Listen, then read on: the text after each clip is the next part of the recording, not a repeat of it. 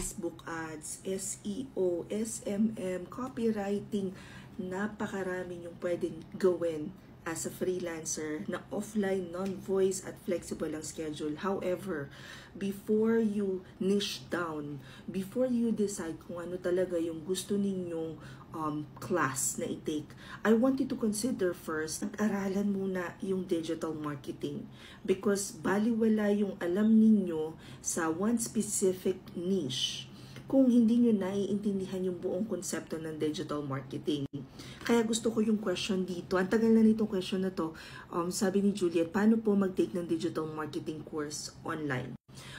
You see, taking free courses can certainly help you gain valuable skills and knowledge that can be beneficial for you to get a client as a freelancer. Pero it wouldn't make sense at all if wala ka namang naiintindihan doon sa service na ino-offer mo. Kaya nga, ang daming nagtatanong sa akin, saan po pwede matuto ng SMM, saan po pwede matuto ng Facebook ads, saan po pwede matutong mag-media buying. Tapos kapag tinanong mo, so what exactly do you know about digital marketing and why did you decide that you want to be a social media manager? Tapos wala silang maisagot dahil. So, to answer this question, let me show you websites where you can learn digital marketing absolutely free and may certification pa siya. First is HubSpot.com. Pagpunta nyo dito sa link na to, magkiklik lang kayo ng sign up. Pagkatapos makikita nyo na dyan lahat ng libreng classes na pwede ninyong i-take.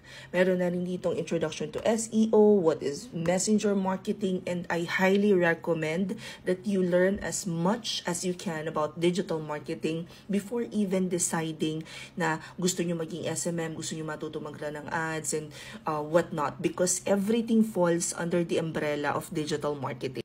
Next, you can also check HubSpot Academy. So, punta lang kayo dito at napakarami rin dyang libreng courses. All you have to do is explore the Academy by clicking here. Pero, sometimes it would first ask you to sign up before you even take the free courses. Bukod pa dyan, napakarami pang ibang platforms na kagaya ng LinkedIn Learning, Coursera. Pero I think ang kinukulang ang mga tao is yung dedication. You really have to allot a specific learning schedule para makapag-aral kayo ng mga skill sets na pwede nyong i-offer as a service bilang freelancer. Diyan ang lahat ng guides. So, bukod sa sipag, dagdagan natin ng pag-intindi, pag-unawa, comprehension. Kailangan i-stretch natin yung brain cells natin because at the end of the day, walang mag-aahon sa'yo sa laylayan ng lipunan kung hindi ang sarili mo. Hope this helps. Comment any questions you guys have about working from home. Follow for more work from home chismis. Bye!